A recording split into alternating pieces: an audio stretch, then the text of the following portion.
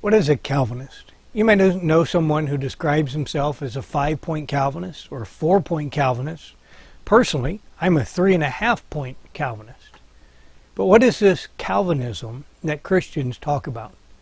I'm Dave Chambers, pastor of Manistique Bible Church. Today's Everlasting Truths question deals with a theological system, a specific way of thinking about the Bible's teaching. The term Calvinism is most often used to describe a belief system about salvation. And this is a subject of much debate among evangelical Christians. Some strongly defend Calvinism, and some are just as strong in opposition to it. Where did Calvinism come from? Well, it is named after John Calvin. He was a major leader of the Protestant Reformation in the 1500s. In his teachings, he emphasized the sovereignty of God, especially in salvation. And that means that God is in complete control of all things and of all individuals, including who will be saved. And so the doctrines about salvation that were taught by John Calvin came to be known as Calvinism. But what does Calvinism teach? Well, the acronym TULIP is used to explain some of the key teachings of Calvinism. Each letter stands for a specific principle.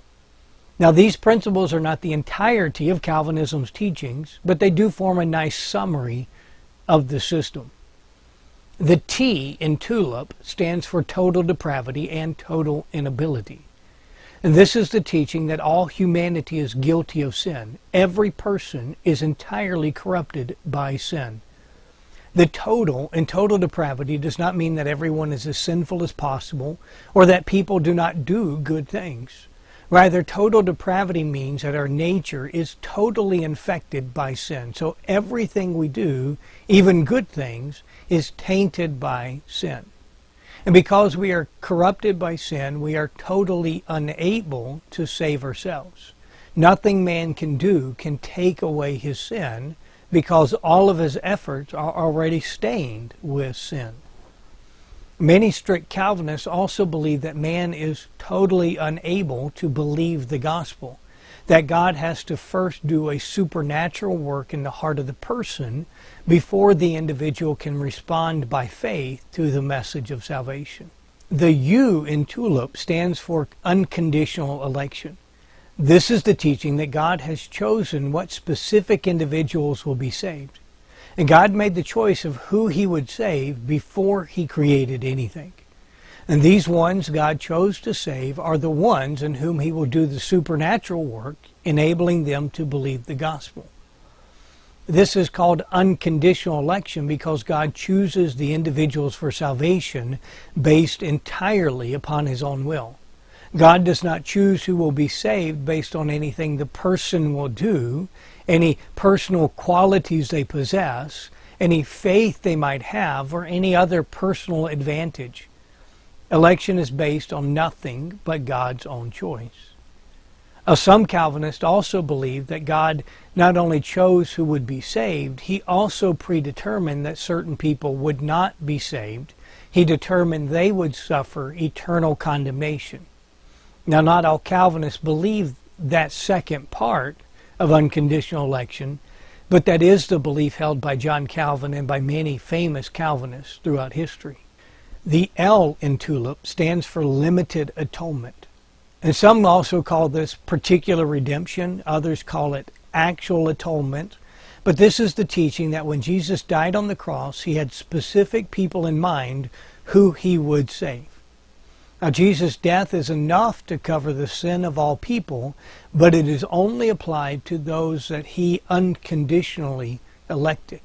So Christ's death was for the elect, and it will certainly be effective in accomplishing their salvation. That is why some call this actual atonement. When Jesus died, He actually atoned for the sin of the elect. His death made certain the redemption of the elect. The I in TULIP stands for irresistible grace. That means that God will work in the hearts of the elect in such a way that they will be saved. His grace will work so that they cannot oppose it. His grace will inevitably bring the elect to salvation.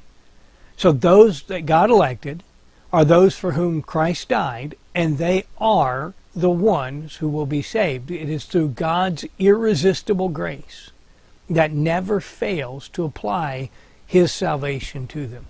The P in TULIP stands for perseverance of the saints. Those whom God chose for salvation will be saved, and they will be kept saved by God. Now, this is more than the teaching that the saved can never lose their salvation. It is the teaching that the unconditional election of God will not fail.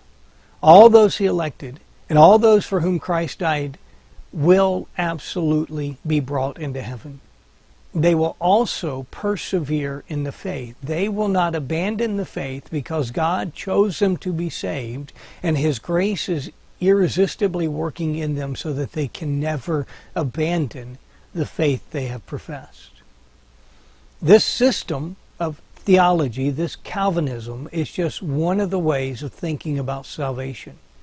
It is helpful to consider these points so that we can better understand the gospel message.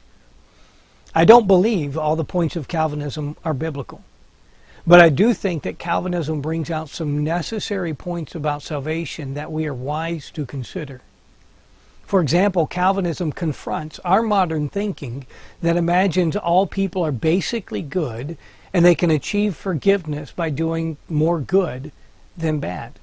Calvinism rightly points out that we are sinners and we can do nothing to save ourselves.